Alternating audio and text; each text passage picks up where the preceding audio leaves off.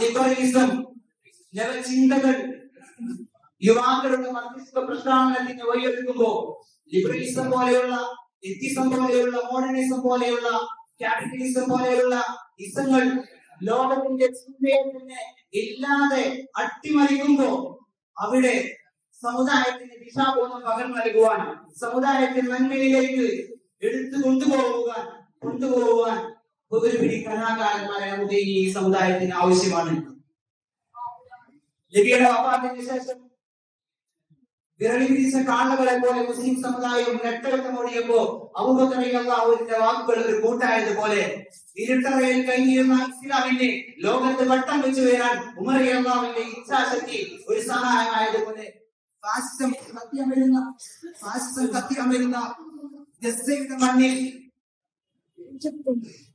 ബന്ധുമരിക്കുന്ന പോരാളികൾക്ക് മഹ്മൂദ് ഹസനാത്തിനെ പോലെയുള്ള പ്രഭാഷകരുടെ വാക്കുകൾ തണലായതുപോലെ ഇന്ത്യയെ ഭാരതമെന്ന് മുദ്രകുത്തി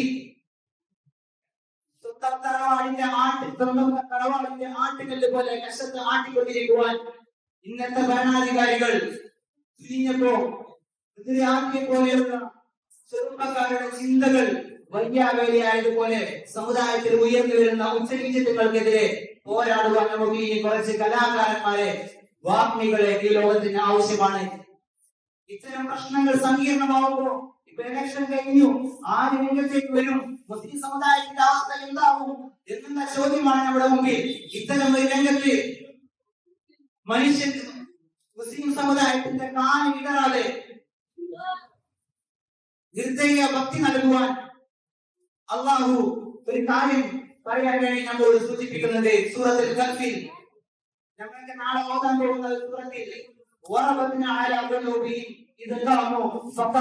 അള്ളാഹു നമ്മുടെയൊക്കെ മനസ്സുകൾക്ക് ശക്തി നൽകും, കാലുകളാൽ അള്ളാഹു സൂക്ഷിക്കും. നാം രണ്ട് കാര്യമേ ലോകത്ത് ചെയ്യേണ്ടതുള്ളൂ. ഒന്ന്,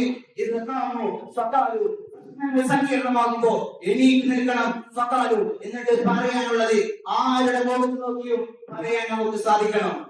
പ്രിയമുള്ളവരെ, അത്തരം ഒരു അവസരങ്ങളിലേക്ക് ക്ഷണിക്കുകയാണ് ഇത്തരം കലാവേദികൾ. ഇത് ഉപയോഗപ്പെടുത്തുക.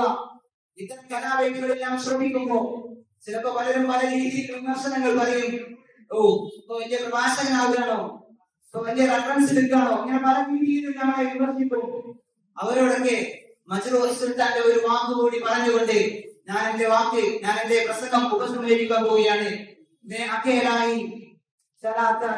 मंजिल मगर आते गए और काफिला बंदा गया എന്നാ കവിത നിങ്ങളോട് പറഞ്ഞുകൊണ്ട് ഞാൻ എന്റെ വാക്കുകൾ ഉപസംഹരിക്കുന്നു. ഇനിയുടെ അർപ്പിതമായ വിഷയം